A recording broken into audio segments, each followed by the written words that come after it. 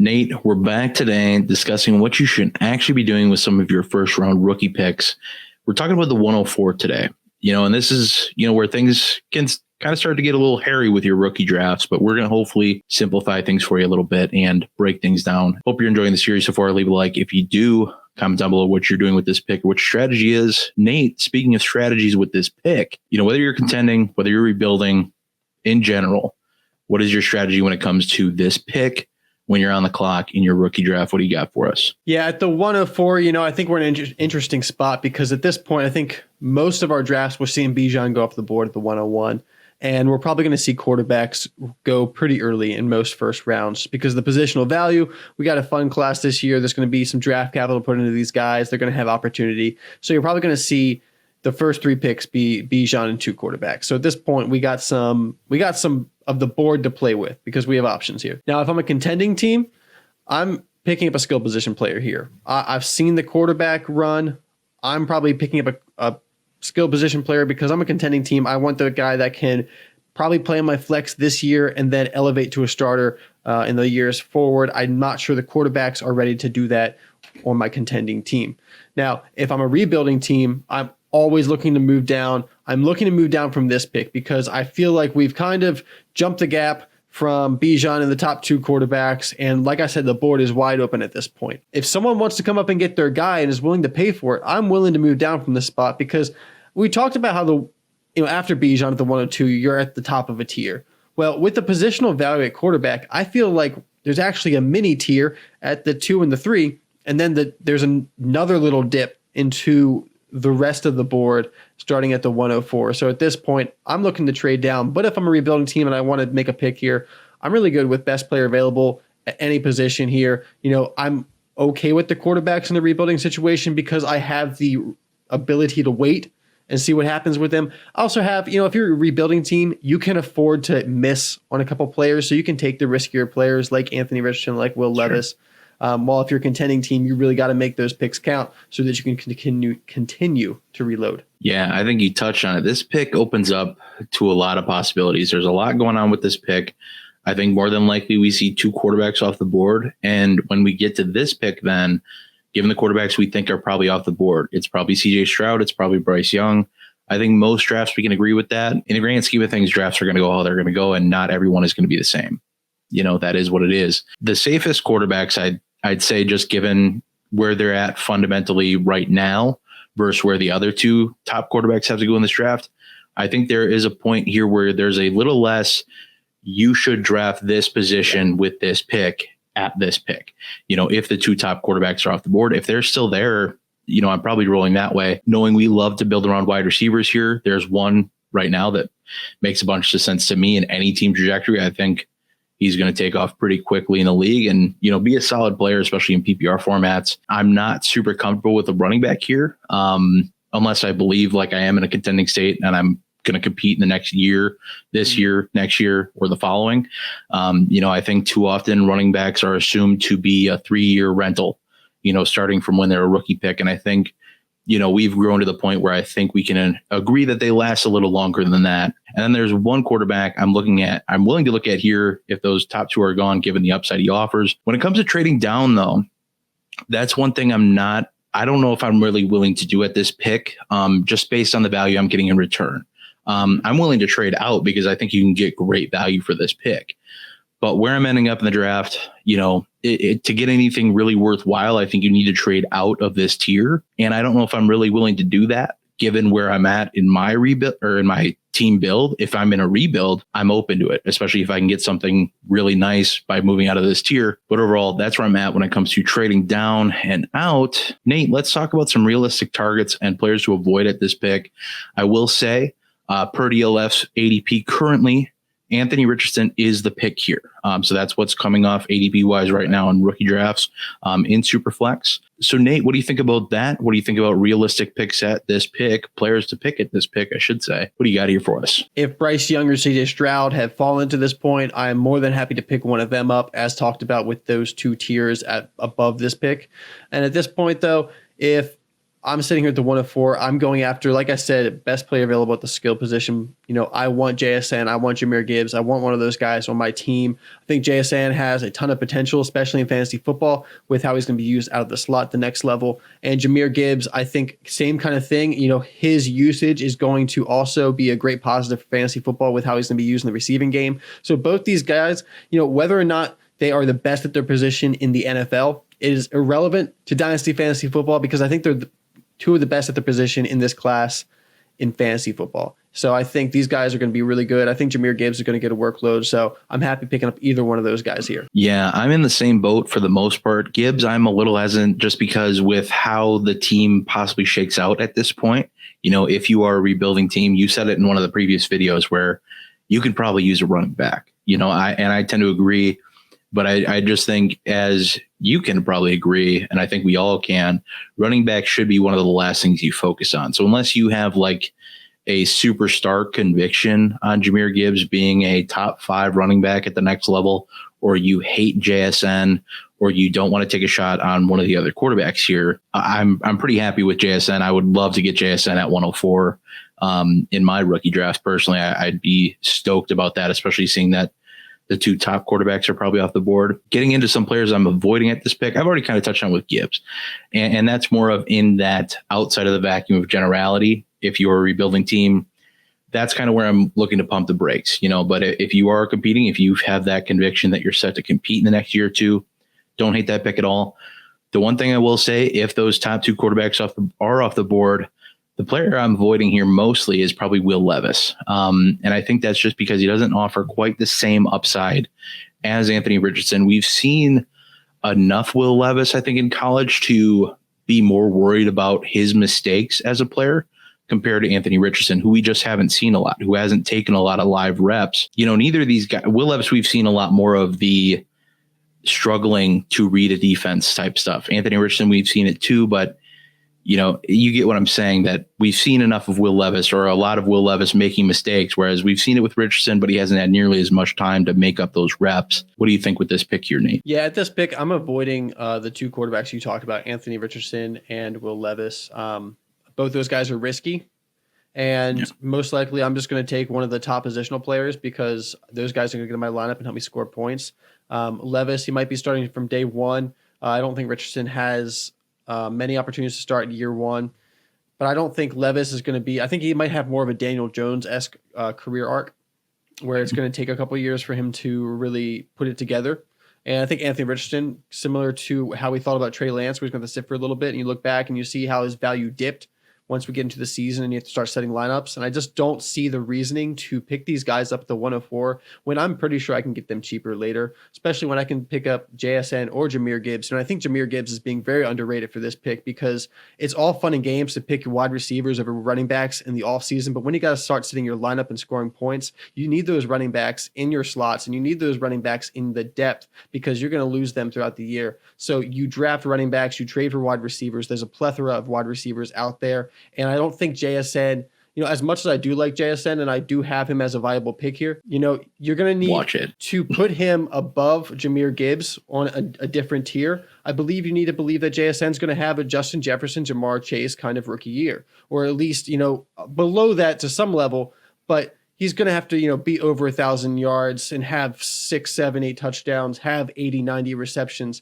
Jahmyr Gibbs, if he gets picked in the first round or the very early of the second, you're expecting, maybe not the biggest workload for him, but with the receiving production, I think you're expecting, a top 24, maybe even better than that production his rookie year and so forth. So I think when you look at scoring fantasy points, and as long as your team is a contender, I think, JSN and Gibbs are the picks here, and Will Levis and Anthony Richardson are more of a luxury pick here at this point. I definitely agree. And I think something we, need to touch on as much as we can, maybe more often, is not taking players that are going to lose value the second you draft them or soon after you draft them. Daniel Jeremiah mentioned that he believes Will Levis can start his rookie season, which would help his value. Mm-hmm. But if he goes into a scenario, which I think would be good for him, to sit a year to acclimate and to learn offenses and things like that, or learn how to read defenses, Same thing with Richardson. I think if both these guys sit, they immediately start losing value because that's just how it works. When you there's nothing that says they should lose value, because you should have the expectation for these guys that they are going to sit for a year, they're going to take time, whatever the case is. But it's just kind of the natural order. If they're not scoring points, they're losing value. That's just how it works. It's what have you done for me lately league to what have you done for me lately fantasy option as well. And then just, I think I touched on, I wrapped up both points I was going to put up there kind of in one, and that's, mitigating risk as well. Guys that, have a high bust potential, like Will Levis does, and I think Anthony Richardson done as well. I think Jahmyr Gibbs and I think JSN are both pretty close to can't miss players. I love JSN. I'm big high on JSN. I think, we're talking about him in the same tiers as Garrett Wilson and Chris Olave next year as we are them this year. I think that's super fair to say. And I think maybe in 2 years, we're looking at him in that Amon-Ra, CeeDee Lamb kind of tier. I think that's a possibility, knowing that the league is starting to favor elite slot players working over the middle of the field and things like that. That's what JSN does best. Aces in their places and all that. I think those two are just the safest picks. The only reason I'm taking Anthony Richardson here, and I'll touch on this a little more, is if I don't need him. That's the only reason I'm taking him here. But before we get too into that with, our final segment here, what are some trade down and out scenarios for you? What are you looking to do with this pick? Say you don't love anybody on the board. Landing spots come out, the draft happens. These two positional players go, your favorite quarterback goes. What are you doing with this pick to try to maximize value if, you just don't like what's on the board? And that's something that I think another thing we should be very ready for in drafts is not just settling with the pick you have, because somebody's going to be higher on this pick than you are, possibly to come your draft. So what are your thoughts with this pick if you're trading down or trading out? Yeah, I think if you're at this point and, you wanted one of the two quarterbacks that got picked up, or, one of the guys in the top three, you don't have any choices left for your team as you believe. I think you can still, use this pick to get some young players on your team. I think you can still boost your team with youth and production at the same time. You have this 104. You got to make sure you use it wisely. You want to get good value for it. And I think you can get good value for it because, as I said earlier, the board is wide open at this point, and someone's going to want to pay up for their guy. At this point, I think we can make this trade. It works out in the DLF calculator. And I don't really see this here, we got the 104. You can get JSN, you can get Jahmyr Gibbs, you can get one of those can't miss guys, or you can go after, last year's flavor that maybe has settled down a little bit. And you get Treylon Burks, Jahan Dotson. These guys, we're moving on from them already because we're excited about the rookies. But both these guys had good ends to their rookie years. Well, Jahan Dotson just had a great start really at the same time. And I think these guys are primed to take off in their sophomore year. So you get two assets for year one. You get two young guys who look like they're on their way up. And I think you can, if you really need to reset your wide receiver core, I think you can do that. If you don't want Jahan Dotson or Burks and you're looking for maybe more productive wide receiver this year, you can move out Dotson maybe for Christian Kirk. I think that's a viable alternate. I believe Burks, you could probably move for Ayuk, player like that. So, but I think you can use this pick to get two options. I think you can trade down from the 104 and get two things back. I honestly would be shocked if you can't get this deal done. Because I know we're a heck of a lot higher on Dotson per consensus. And Burks, I just think, has left a sour taste in people's mouth from how most of his rookie season went, all the way to training camp and all of these things when he had asthma and, was just not in conditioning or not well conditioned and all these things. I'd be shocked if you couldn't get more on top of this pick, or if this isn't a deal you send and it's a smash accept. So I would personally try to get, like, instead of Burks, I would probably chase an Ayuk just because I feel safer with that. Instead of Dotson, I think you could go after, or you could flip it and you go with like Christian Watson and Christian Kirk. Let's say at this pick, if JSN is gone, you were really hoping to get a wide receiver. You don't need a quarterback. 104 for Devonta Smith is actually a deal that straight out shakes out as fair value per DLS Trade Analyzer. Looking at a decent trade down option, if you're looking to trade down, maybe you like 4 more options that are on the board when you come up to this pick. You want to soak up a little value. Moving the 104 for 107 plus the 207. So keeping that linear line in order shakes out as fair value as well. That's not really a deal that gets me excited. But if you do say you have 4 a 4-player tier that you're just kicking off at 104 and you're happy with whatever falls you at 107, that's definitely a deal I look at. And maybe I'm moving that 207 for a 24 first when I'm on the clock later, kind of a thing. Because depending on formats and all that, if it's a shallow start, that 207, you're kind of taking a shot in the dark on. And same with your deal too, is if it's a start 10 or 11, that's an awesome deal. I love that deal, especially if you're just not in love with what's on the board. Yep. I'd maybe just play with the players that are in it. That'd be the only thing for me, but value-wise, I think it's fine. I think you can get more than the 107 and the 207 for the 104. I was going through some recent trades for draft picks, and I was seeing a lot of people use mid-seconds to move up one spot in the top 5. So to move down 3 spots, I think it would be more than reasonable to ask for an early second. The 107 and the 202. Yeah, getting ahead even a little bit to my final point here, moving down. And like I said, it doesn't really excite me to get that 207. Mm-hmm. I think on the clock, you could push for a 24 first. Yeah. And while I think it's kind of like, it is kind of that bold move. I think it's kind of, hey man, 207 is just not going to do it for me. Come up, get your guy. I'll take your 107. I'll take your first next year. We'll call it a day. I think that's an offer that during the draft, with how people will be with players falling down the board, I think that's, I think you're foolish not to at least try to ask for that. And maybe you end up having to flip a second and first next year. Pretty okay with that move too still. Anytime you can turn a second into a first and maintain a first round pick, I'm pretty about it. At the end of the day, getting the most bang for our buck for this pick, ideal strategies, the vacuum of generality, as we always call it. What do we think is the best strategy, the ideal outcome for this pick? We've talked about how the board is wide open, and I think this is a great opportunity for you to get your guy if your guy is in that next tier. If your guy is JSN, Jahmyr Gibbs, this is a great spot to pick him up. You're getting him at value. Like, you're happy. That's how you got your guy. It's like the most straightforward thing. Ideally, because of the quarterback hype, and that in your Superflex leagues, there's people who are not going to have quarterbacks, and they're going to need to make a move for a quarterback. And hey, when Anthony Richardson is falling down the board after getting drafted in the top 10, top 5 maybe, and also Will Levis, who's in the same position, who's also probably getting drafted top 5, top 10, is falling down the board, they're going to go after those guys because of the potential they bring. And for you to be able to trade back to the 106, the 107, and pick up one of those guys that you still wanted to get at the 104, that's the ideal situation here. Picking up, an early second, a mid second, maybe a 24 first to move down a couple spots and still get your guy. That's really what you want to do here. It is a bold move though, because you have to know that they're moving up for quarterbacks. And the picks between you and where you're moving down to